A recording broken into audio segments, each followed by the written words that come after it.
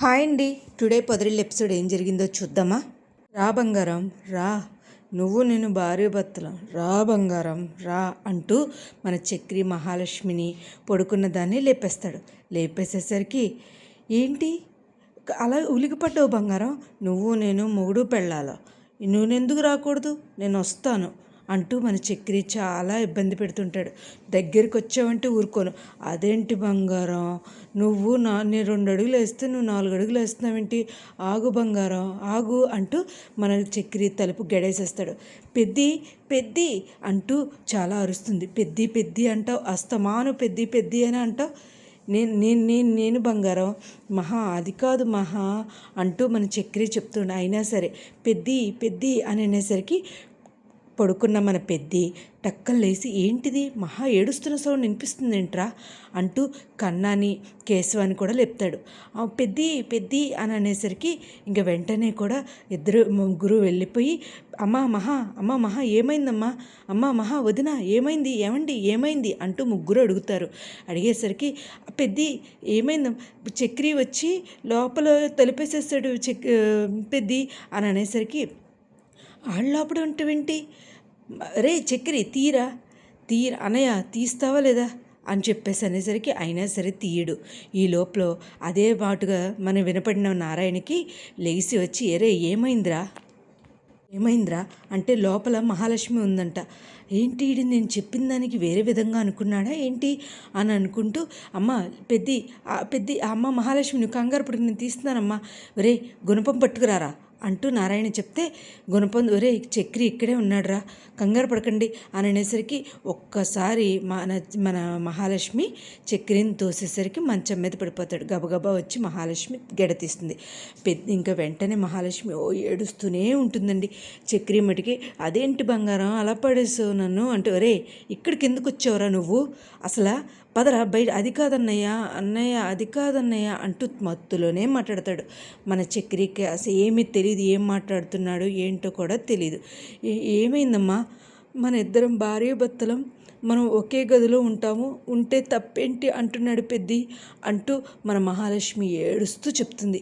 చెప్పేసరికి వరే నువ్వు రారా లోపలికి, బయటికి రారా, ఇంకోసారి ఈ గదిలోకి వచ్చావంటే నీ సంగతి తెలుస్తాను అని చెప్పేసి బయటకు వచ్చేసరికి ఏంట్రా ఏం జరుగుతుంది, అసలు నీకు స్పృహ ఉండే మాట్లాడుతున్నావా, అసలు ఏంటి అని అనేసరికి నా ఇష్టం, నా పెళ్ళాం నా ఇష్టం, నాకు అన్ని హక్కులు ఉన్నాయి, వేణు గదిలోకి వెళ్తే తప్పేంటి, నా ఇష్టం అనేసరికి ఫట్టా కొడుతూ ఉంటాడు మన పెద్ది.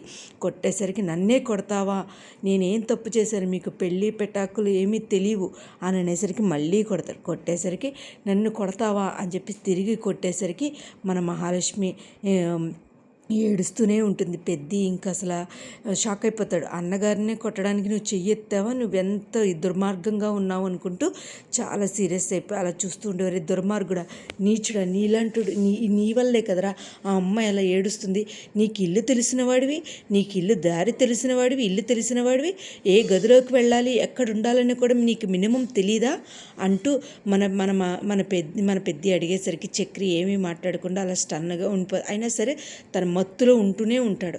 ఎవరే రారా ఇలా రారా, నువ్వు ఇంకొకసారి ఆ గదిలోకి వెళ్ళావంటే నీ సంగతి తెలుస్తాను అని అనేసరికి ఇంకా వాళ్ళ అన్నయ్యని చెయ్యెత్తేసరికి మన పెద్ది కూడా చాలా బాధపడతాడు. ఈ లోపల నారాయణ వచ్చి అమ్మ మహాలక్ష్మి అంటూ దండం పెట్టి వెళ్ళిపోతాడు. ఇంక వెళ్ళిపోయేసరికి ఇంకా మన చక్రి ఇంకో గదిలో కూర్చోవరే కేశవ తీసుకొచ్చేస్తాడు. రారా అని అనేసరికి ఏంట్రా నన్ను ఎందుకు తీసుకొచ్చారు, నేను అక్కడే పడుకుంటాను నా భార్యరా అని అనేసరి రే ఆపరా నువ్వు ఆపు అంటే ఈ లోపల మన పెద్ద వచ్చి ఏంట్రా ఏం మాట్లాడుతున్నావు, అవును నా భార్య అనేసరికి చిరాకు వచ్చి మన పెద్దికి వాటర్ టిన్ తీసుకొచ్చేసి వేసేస్తాడు. నీళ్ళు పోసేస్తాడు, బకెట్ నీళ్ళు తీసుకొచ్చి పోసేసరికి ఇంకా మళ్ళీ 2 సార్లు కొట్టేసరికి ఇంకా అలా పడుకునేసరికి ఇలా ఉన్నాడేంటి, అసలు ఈ గెడ ఎవ్వరు తీయద్దు అని చెప్పేసి గెడేసేస్తారు.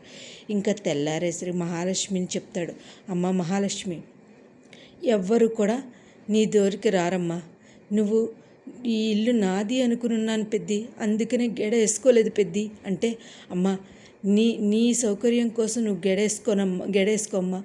నలుగురు ఒక్కలాగే ఉండవు, ఒక్కడు బుద్ధి వంకరగా ఉందమ్మా, అందుకనే గెడేసుకోమ్మా అనేసరికి, ఏంట్రా నువ్వు ఇలాంటి పనులు చేస్తున్నావా, అసలు నువ్వు నేను పెంచిన చక్రీవేనా అంటూ మన పెద్ది అనేసరికి ఇంకేమీ మాట్లాడకుండా నిలిపోసేసరికి తెల్లారిపోతుంది. తెల్లారేసరికి నారాయణ గౌడ్ లెగుస్తాడు. వీళ్ళు కూడా పనులు చేసుకుంటూ ఉంటారు. ఈ లోపల గెడ తీసిన మన మహాలక్ష్మి సైలెంట్గా తలదించుకుని వెళ్ళిపోతుంది. ఎవరితో కూడా మాట్లాడదు. అమ్మా మహాలక్ష్మి వదిన ఏమండి అంటూ అందరూ ఎంటపడినా కూడా మాట్లాడదు. అలా కామ్గా వెళ్ళిపోతుంది. ఇంత పొద్దున్నే ఎక్కడికి వెళ్తుందిరా, ఏమో నాన్న నాకు తెలియదు, మన బృందావనానికి పూర్వ వైభవం రాబోతుందేమో అని అంటూ మన పెద్ది అంటాడు. ఇంకా మన మెలకుగా వచ్చిన తెల్లారేసరికి మనకి చక్రికి ఏం జరిగిందో ఏంటో కూడా తెలియదు. మెలకు వచ్చి చూసేసరికి ఎవరు ఉండరు. జరిగిందంతా తనకి రివైండ్ గుర్తొస్తూ ఉంటుంది. గుర్తొచ్చేసరికి అయ్యో నేను అనవసరంగా చేసేనే, నారాయణ తిడుతూ నీ వాళ్ళ అన్నయ్యతో అన్నయ్య నీకు అన్నయ్యనా నేను, నువ్వు చేసే పనుల వల్లేరా, నీకు నేను అన్నయ్యని తెలుస్తుందా, మత్తు దిగిందా అని అనేసరికి అది కాదన్నయ్య అంటూ ఈ లోపల మన కన్నా కూడా వస్తాడు. కన్నా అన్నయ్య నేను విన్నది చూసింది నాకు నిజమే, నువ్వు నాకేమీ చెప్పక్కర్లేదు అన్నయ్య అంటాడు. కేశవాన్ని కూడా అలాగే తిడతాడు. ఇంకా తిట్టేసరికి కేశవ రేపు పోరా అంటాడు. ఇంకా ఏమీ మాట్లాడకుండా నారాయణ దగ్గరికి వెళ్ళి నీ వల్లే కదా అంటే, నేను ఆ అమ్మాయితో చనువుగా ఉండమన్నాను అంతే తప్ప ఇంకేం కాదు. ఈ లోపల ఆఫీస్కి వెళ్ళేసరికి చెయ్యేసరికి భయపడుతుంది మన మహాలక్ష్మి. ఏమైంది, ఏం లేదు, నాకు ఇల్లు చూడవా, పరాయి వాళ్ళ ఇంట్లో ఉంటే నాకు ఏదో అన్కంఫర్టబుల్గా ఉంది అని ఈ లోపల మన చక్రి మెసేజ్ పెట్టినా కూడా రిప్లై ఇవ్వదు, సారీ చెప్పినా కూడా రిప్లై ఇవ్వదు. కానీ మహాలక్ష్మి చాలా భయపడిందండి. మరి రేపటి ఎపిసోడ్లో మహాలక్ష్మి హాస్టల్ చూసుకుంది వెళ్ళిపోతుందా, లేకపోతే మన పెద్ది కోసం ఉండిపోతుందా అనేది రేపటి ఎపిసోడ్లో చూడాలండి. నా వీడియోస్ కనుక నచ్చినట్టయితే లైక్ చేసి